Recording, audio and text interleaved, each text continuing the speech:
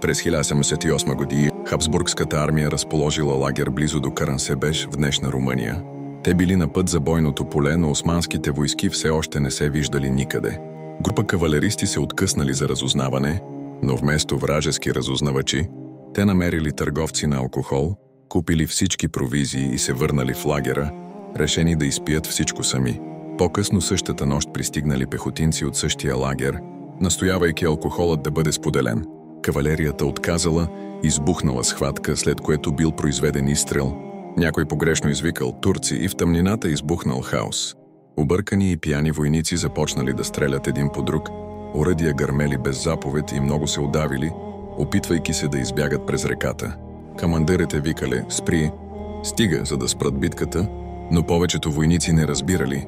Много от тях били унгарци, хървати или италианци и чули «Ала, ала!». Те вярвали, че османците атакуват. До зазоряване лагерът бил осеян с тела, над 10 000 мъртви или ранени. 2 дни по-късно османците пристигнали, но врагът вече бил победен.